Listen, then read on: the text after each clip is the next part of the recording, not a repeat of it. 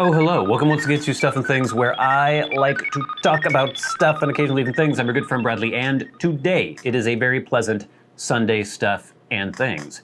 And on this very pleasant Sunday Stuff and Things, you can see we are finally back in the Stuff and Things studios. Not too hot outside, so it's kind of okay to be inside under lights recording a video right now. We have many things to discuss, including upcoming videos, things that you can look forward to on Stuff and Things and Stuff and Things Plays. We'll talk about the deli counter at my local supermarket.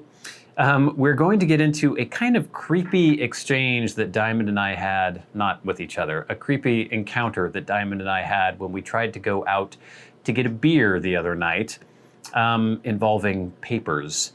Kind of some feedback on the Winthrop video and basically couched in sort of a Canon R6 update. I'm still using the Canon R6. I'm using it to record this video right now, and I've had several questions from people asking after, how long has it been now? It's been 7 or 8 months, over half a year since I've had the R6. Do I still like it? Do I think it's a good camera? Is it a worthwhile camera to own for video, for photography, all that stuff? So we'll get into that a little bit. I'm not an expert on camera gear, but just my impressions after having used it for half a year.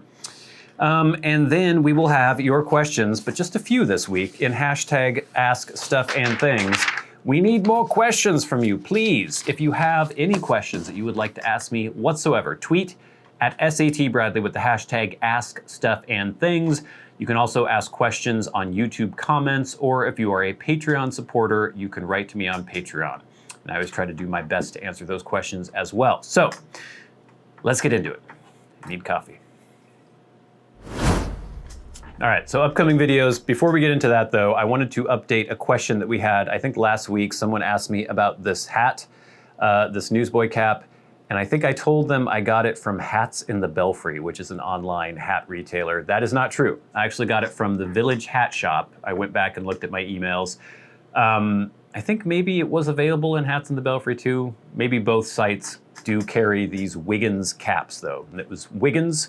It's some sort of wool tweed or something. I don't know exactly what it is. I think it was Irish wool of some kind, and it's a Wiggins cap, newsboy cap, and it was found, if you just look for, is it houndstooth, I think? I can't look at my hat right now because it's on my head. I can look at it through here. Yeah, it's houndstooth. If you look for a Wiggins cap on the Village Hat Shop, you might be able to find this.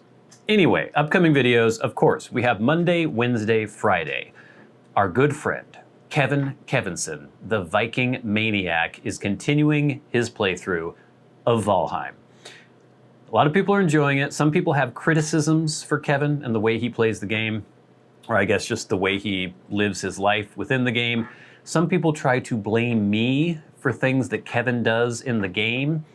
I have very little control over Kevin. Kevin is his own person, he does his own things, and sometimes he makes mistakes. That's just kind of the way it is. But please, check that series out. It's a lot of fun. I really, in spite of some frustrations that I have with that game, I really do enjoy it. I think it's a really great game and worth checking out. And the series that we're doing has been really fun. It's actually gotten, I mean, I don't get very many views on the Stuff and Things plays anyway, but as far as like a series that we've done recently, it's gotten a lot of good response, and it does seem like more than usual are watching those videos. So I hope that continues.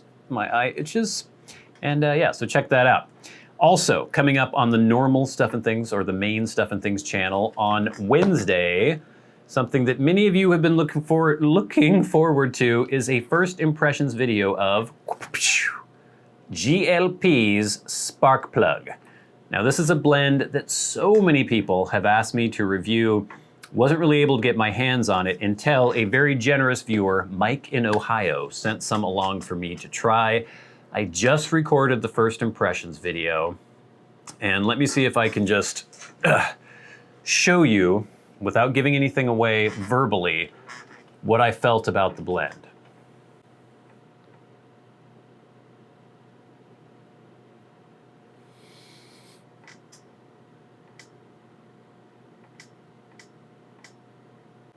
So hopefully you were able to interpret that, and you will know a little bit what to expect with that first impressions video.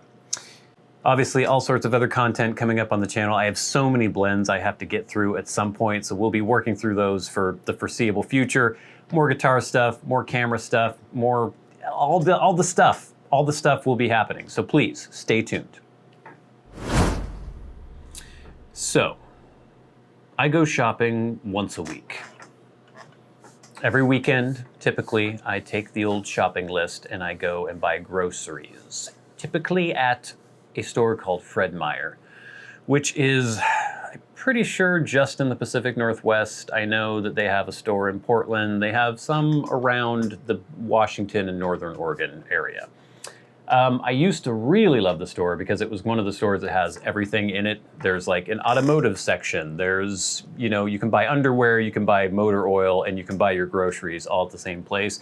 Kind of like Walmart, but much better in my opinion than Walmart was, or is, and I never go to Walmart anyway. But anyway, I've always loved the store. I shop there all the time, but recently, I guess last year with all the COVID stuff, they remodeled, I guess ostensibly to widen the aisles, so people could be a little further apart for social distancing, but then they got rid of a lot of stuff and it's not quite as good of a store as it was in the past. But anyway, I don't know why I'm telling you all this. I shop at Fred Meyer, but I was there today and every time I go there, there's a standing order from Diamond, my fiance, for a big pickle. She likes, now you can save your sophomoric comments, she likes big pickles.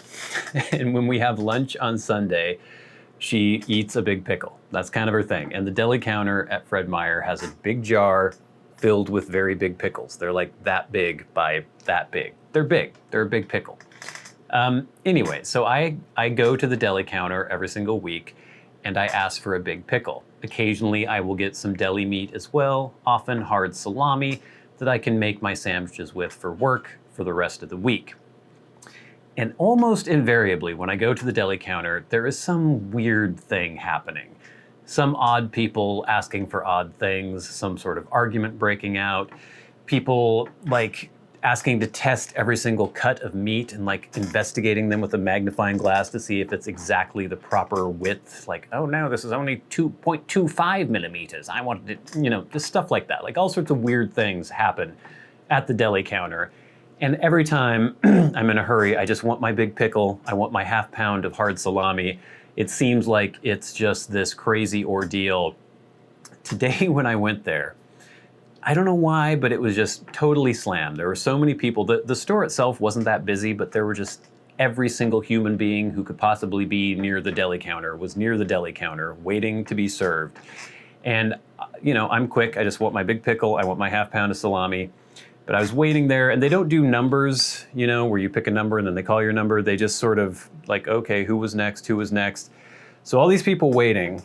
And first of all, there was someone who walked up, and I don't know how to say this delicately. They were of a certain ethnic background. They walked up not having been waiting there at all, and with a lot of other people who had been waiting for a long time.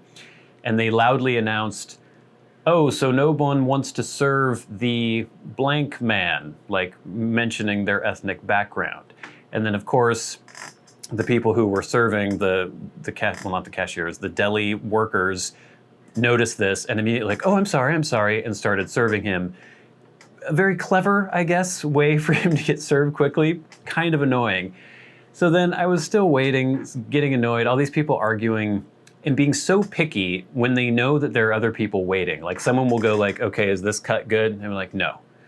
And then, someone will be like, oh, you wanted a pound, here's here's like 0.97 pounds. Is that fine? No, I want my pound. And just taking a long time. I was getting kind of impatient. And then this old man who was waiting there, who I definitely was waiting, I was definitely before him waiting. He just kind of, the next time it was supposed to be my turn, the woman at the counter came up and he just sort of like sidled in there. She started helping him. I didn't want to make a big deal out of it. He's an old man. He seemed a little confused. So I was just like, fine, I've been waiting this long. I'll wait a little longer. And he starts going over his order. And of course it's very large. And then he finally sort of notices me and he looks over and is like, oh, were you waiting there? Did I cut in front of you? I was like, yeah, you did, but it's not that big of a deal. It's okay. Oh, I'm sorry. I didn't see you there. I'm sorry. I cut in front of you. I'm like, it's fine, it's fine, it's fine. The woman comes back, gives him one of his meat selections wrapped in plastic. He has more, but then he says, "You served me before him," pointing to me. And the woman looks at me, and I'm like, I didn't say anything, and she's immediately defensive. Like, "I'm sorry, sir. I didn't realize that you were waiting first. I don't know who was here first and who was what. I just asked who was next, and I'm like, it's fine. I didn't say anything." She goes and starts cutting the rest of his meat, comes back again. You skipped him in line," like saying to the woman again. Again, she gets all freaked out. I'm like gesticulating wildly behind, like, "No, I don't care. I didn't, it's him. He said it." So it turned into this really awkward, weird exchange where finally when it was my turn, she was already miffed at me because she thought that I was complaining, and she was all stressed out because there were all these people freaking out. And then to make matters even worse, at the very end, when she gave me the big pickle in the bag, she hadn't put the price on the big pickle, and for them to scan it in. And so I was like, "Oh, you forgot the price on the big pickle."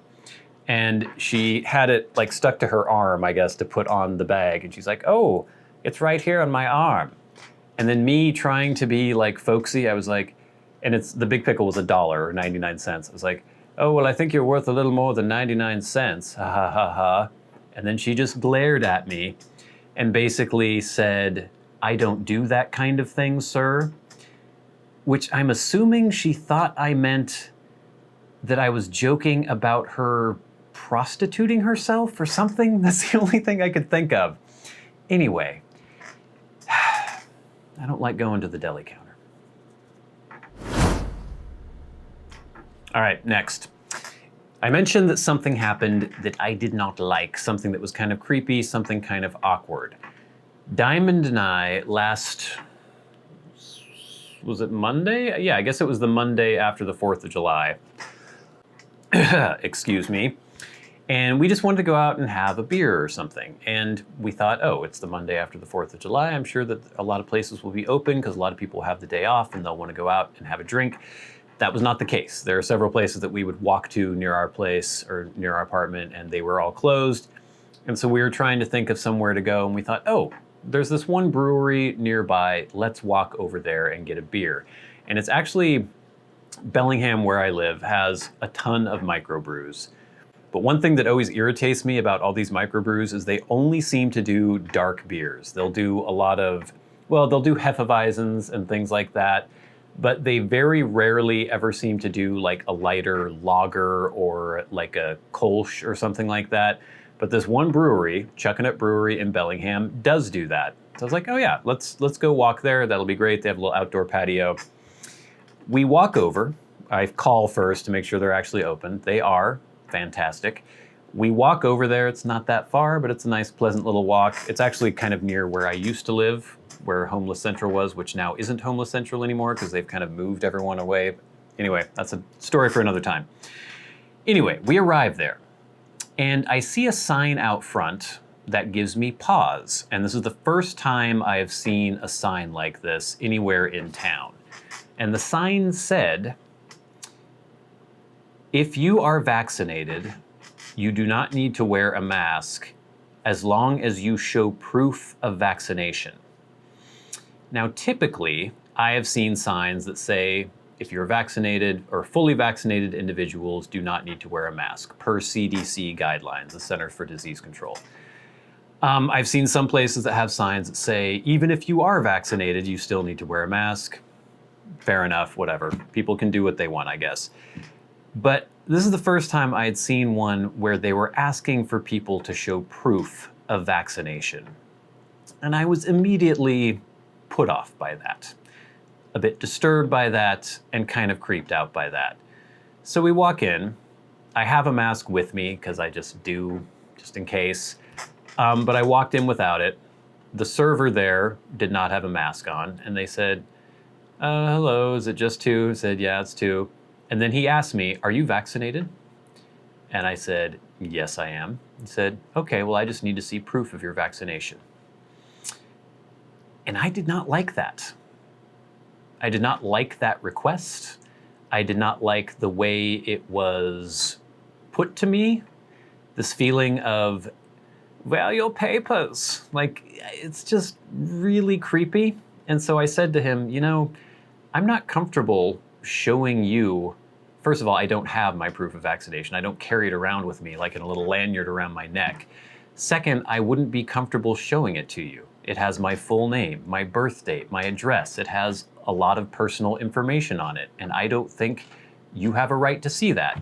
And he said, okay, well, you just need to wear a mask then. And I said, don't you think it's a little creepy to ask people to show you their personal medical information just so they can walk through your lobby without a mask and then take the mask off as soon as they sit down in the patio outside? And he said, And granted, he's just the employee. I don't know how much he has to do with this particular edict from the owners or whoever it was. And I didn't even want to stay there, but we were there. And I was kind of looking at Diamond. We didn't have a chance to discuss it. So I'm like, fine, put my mask on, walked 10 feet out the back door, took it off, and sat down at a table. Now, I'm not trying to make any sort of statement about wearing masks. I've trod upon this subject a little bit in the past, and people interpret what I say negatively sometimes, positively sometimes. They think I'm agreeing with them or disagreeing with them no matter what I seem to say. I think I should make it clear that I'm perfectly fine with mask mandates indoors. I think it does make sense. I've never been fine with them outdoors. I don't think that makes any sense because there's no proof of any sort of transmission outdoors whatsoever. Indoors, I'm fine with it. Not fine with it when you're vaccinated, but I'd rather have a business say, hey, we just want masks no matter what, than asking me to show them proof of vaccination. I just think that's creepy. I think it's weird. And Diamond and I had a conversation where we said, we're not going to frequent businesses like this. If they ask for that, that's not cool, and we're not going to go to places like that and give them our business. And it was one of the only Yelp reviews I have ever left in my entire life was for this business, saying, this is gross. I don't like this. So hopefully this is going to be kind of a one-off thing. I haven't noticed any other businesses in town doing that. And maybe if enough people, I noticed there were quite a few Yelp reviews saying the exact same thing I was saying, this is not cool. Hopefully they'll stop doing that, because I don't want that to become normal. I don't want that to be something that you can expect to happen to you. If we go forward with this kind of pandemic era lifestyle where people are getting vaccinations and boosters or whatever ends up happening, I don't want you to have, I'm not a fan of the vaccine passport. I'm not a fan of any of that. We have to weigh that safety up against some really negative things, in my opinion. And I, for one, am willing to take, and it's not even less safety because, frankly, it's a farce to put a mask on as you walk through a restaurant and then take it off as soon as you get out. It's ridiculous. It's just theater. But hopefully that's the last time that happens. All right, so people have asked me for a quick update on how I feel about the Canon R6 now that I've had it for over half a year. I just used it to record the vlog in Winthrop. Hopefully more of you will watch that video. I really enjoy the vlogging thing, but they take a lot more work to edit and put together, and they tend to get far fewer views than the videos that are much easier to produce. So it's hard for me to justify doing the vlogs, but I like doing them, and I know some of you like watching them, so it'd be great if more of you watch them. One thing though, I noticed that when editing the footage, I had forgotten to turn on image stabilization on my Canon R6. So things were a lot more shaky than I was hoping. Oops. Anyway, if you put that aside, have I been happy using the Canon R6 since I got it over 6 months ago? And the answer is unequivocally yes. I think it is a fantastic camera. I don't have a ton of experience, or really any experience, with mirrorless cameras. This is my very first one. And so I can't compare it to the Sony a7S III or some of these other cameras out there. But for what I want it to do, it does an amazing job. I love the build quality. I really love the ergonomics of it. It just feels great in hand. There have been some updates through firmware lately, things that I haven't really delved into much as far as the way I use the camera, but some people are really excited about the fact that they just had a firmware update. I think it was update 1.4 where they included C-Log 3, So that's a recording profile with a lot more dynamic range, apparently. May delve into that at some point, but as far as my use case, I think the images look great out of it. When I do pictures, I usually do a RAW file and a JPEG. And if I'm going to edit, I'll edit the RAW file. If I just want a quick picture to use for something, I'll use the JPEG. I have no complaints about the images at all. I think they look fantastic.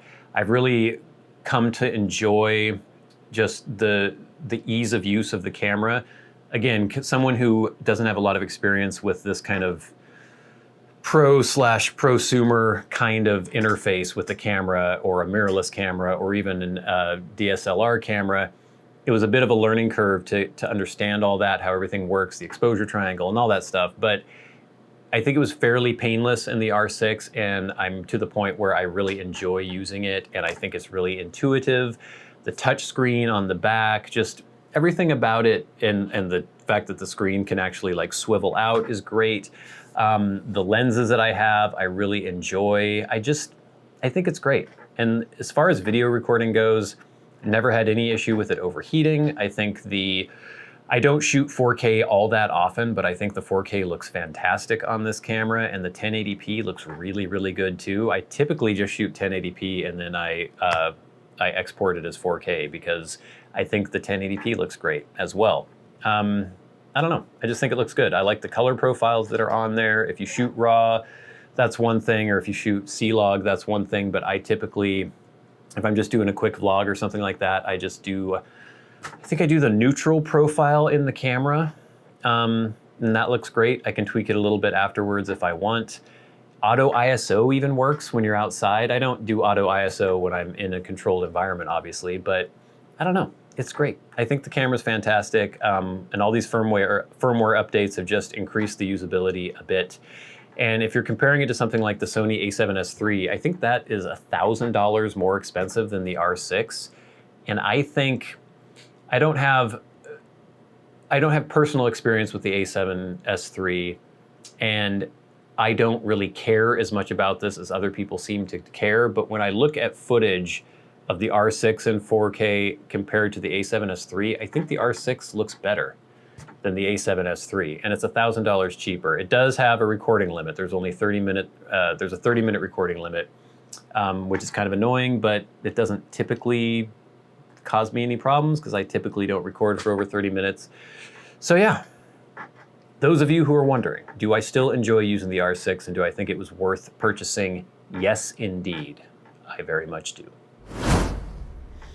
All right, gang, it is time for your questions and hashtag askstuffandthings. Didn't have very many this week. Remember, if you would like to ask me a question, tweet at SATBradley with the hashtag askstuffandthings, and I will do my best to answer your question. Also, you can ask me questions via comments on YouTube or through Patreon if you are a Patreon supporter. But this week on Twitter, we have a question from Scott at Scott44906614. Scott says, "Hey Bradley, this is kind of an odd question, but I think I saw you about a week or two ago. Were you by any chance in the Lacey/Olympia area around that time?"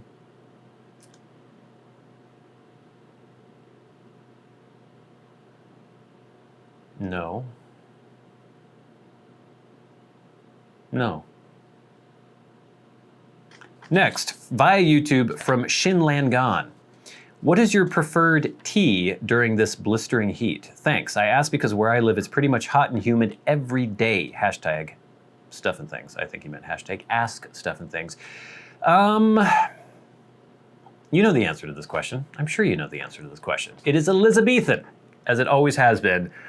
There is something to be said for when it's super hot outside. I typically don't like really strong, I don't want to say flavorful blends because I guess I mean very full flavored blends that are very strong, typically Latakia blends, things like, I just did the first impressions video for Sparkplug. That's not something I would love as much necessarily if I were out on a 90-degree day. Typically in the summer, I prefer Virginia blends, straight Virginias, Virginia flakes, vapors, Virginia Perique blends. things like that. They just seem to fit really well with the hot day. If you have kind of a citrusy hay-like profile in the Virginia too, that really seems to work really well. Really, really, really using that word a lot. But yeah, typically Virginia blends. Straight Virginias or Virginia Periques and Virginia Flakes are my favorite on a hot day. Next, from William Berry, great video. Can you explain why it was too hot to pour concrete? I know nothing about it and I'm curious now.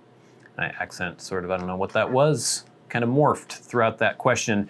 And I believe he was talking about the last Sunday Stuff and Things where I was talking about the heat wave. And I mentioned that we didn't want to pour concrete when it was 110 degrees. I don't know if it's as much that you can't pour concrete when it's 110 degrees. I know that there are people in places like Arizona or in the Southwest where it gets super, super hot.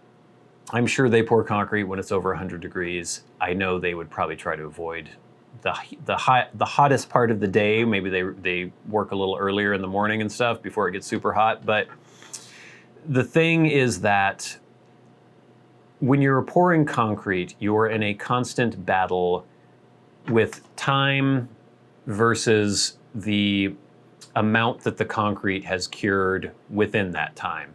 So you pour concrete and you were trying to finish that concrete and you want to get a nice finish on it and keep up on it, whatever you're going to do, a broom finish or a hard trowel finish or even a stamp finish or an exposed aggregate finish.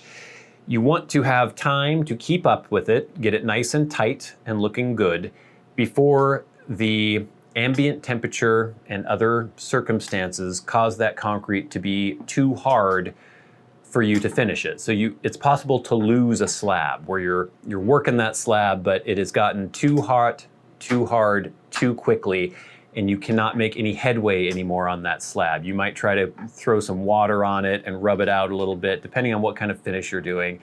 So basically, that can happen even when it's 75 degrees outside. If you're in direct sun and you're pouring a lot and you just can't keep up with it, we typically don't lose slabs because we're professionals and we know what we're doing.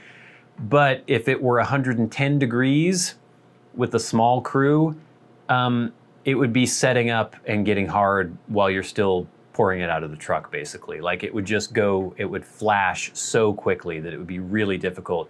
You could probably put a lot of retarder in it, which prevents it from setting up. The problem with that is that it might prevent it for an hour from setting up very quickly, but then as soon as it goes really fast. So, I don't know, there's just all sorts of different things that you have to keep in mind when you're balancing ambient temperature, the sun that it's getting, whether it's in the sun or the shade, the kind of additives you have in the concrete. But typically if it's 110 degrees, especially for people who are not used to pouring concrete in 110 degrees, we just didn't want to do that because we figured it would be a disaster, and it probably would have been. Thanks for the question, gang. Remember, please send more in at SAT Bradley with the hashtag #AskStuffandThings. But before we go, it's time for the very best part of the show, and that is where I thank you, the Patreon supporters, the people who make this channel possible, who make these lights shining upon me possible, who make this camera that is recording this video possible. Cannot thank you enough. And every week, those who support the channels at $25 or more a month get a special shout out. If you would like to support the channels, there is a link in the description box below. But this week, we would like to thank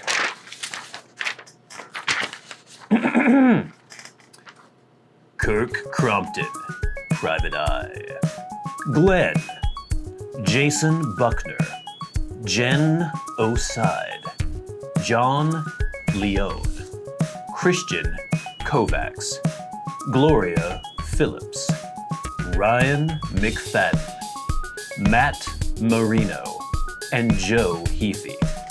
And now for the Maniacs, the crazy people who support the channels at $100 a month. People like Peter Straub, Bob Magee, David Gaudreau, and Ashes of the Phoenix, a brand new subscriber. I wrote to you on Patreon, by the way, Ashes of the Phoenix, so please see my message. Also, and thank you all so much. Couldn't do it without you. We'll love you, all the Patreon supporters, and everyone who just watches and comments and does all that good stuff. We love you all.